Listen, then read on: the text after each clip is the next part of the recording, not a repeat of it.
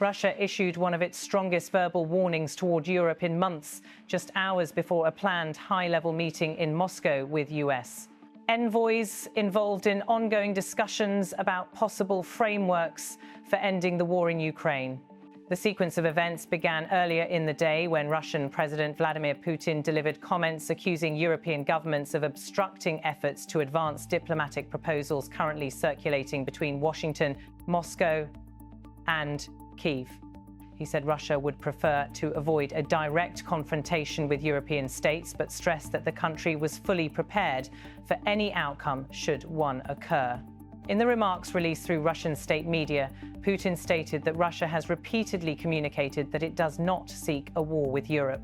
However, he argued that certain European governments have taken positions that, in Moscow's interpretation, prevent diplomatic movement around US-supported proposals for ending the conflict.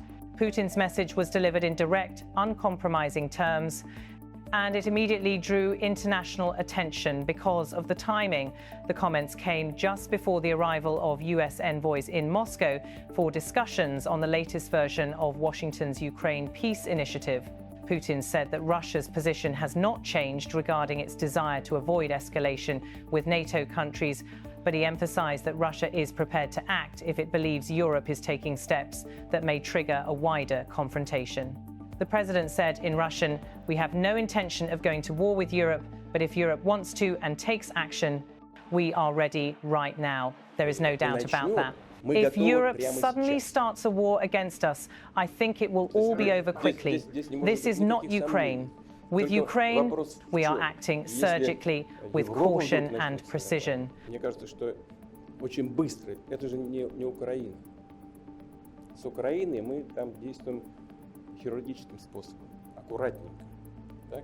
He added that the decisive question is not Russia's intentions, but what actions European states may choose to take.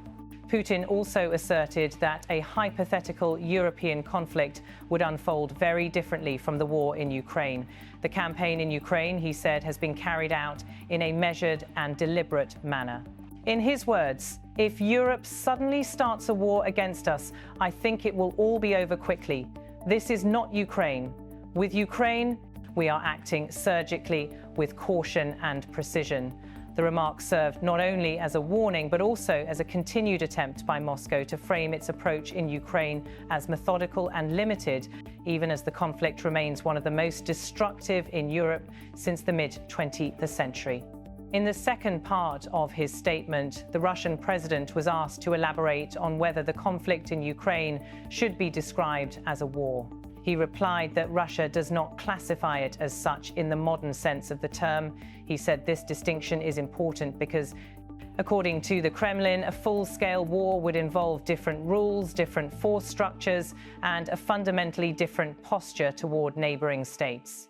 Putin said, "This is not a war in the direct sense and modern meaning of the term. If Europe wants to go to war against us and takes action, we could very quickly find ourselves in a situation where there is no one left to negotiate with." Putin then shifted back to the subject of international diplomacy and Washington's attempts to coordinate a negotiated settlement. The United States, under President Donald Trump, has been circulating a peace framework consisting of a series of proposals intended to serve as the basis for direct talks. European governments have expressed different views on the proposals, with some supporting elements and others criticizing aspects they consider unbalanced. According to Putin, however, Europe's engagement with these proposals is not constructive. He said they have no peace program for Ukraine. They are on the side of war, even when they ostensibly try to make some changes to Trump's proposals, and we can clearly see that.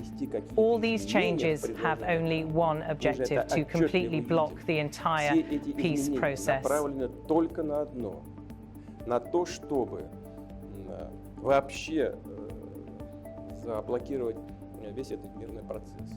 As Putin delivered these statements, Moscow was preparing for the arrival of US Envoy Steve Witkoff, who has been central to the Trump administration's behind-the-scenes effort to explore potential diplomatic channels with Russia. Witkoff's visit to Moscow comes at a sensitive moment as both sides review the elements of the proposed peace arrangement. The Kremlin has signaled that it will scrutinize any revisions made to the US framework, including those influenced by European governments, and determine whether the plan can proceed in its current form. Shortly after Putin's remarks were broadcast, Russian media captured the arrival of the president's motorcade at the Kremlin ahead of his meeting with Witkoff. The footage showed a long line of black government vehicles entering the historic compound under tight security. The motorcade moved through the main entrance of the Kremlin complex, passing the fortified walls that surround the central seat of Russian political authority. The scene underscored the significance of the upcoming discussion as Moscow weighs the American proposal and decides how to respond to the latest diplomatic efforts. The imagery of the motorcade highlighted the controlled, deliberate preparation for the meeting, which was expected to address multiple aspects of the U.S. peace plan, from territorial considerations to security guarantees and potential phased arrangements for freezing or ending active hostilities. Officials in both countries have acknowledged that the proposals remain contentious, particularly on issues where Ukrainian and Russian positions differ sharply. The arrival of Witkoff in Moscow follows a series of conversations between U.S. and Russian officials over recent weeks, including exchanges involving national security representatives from both governments.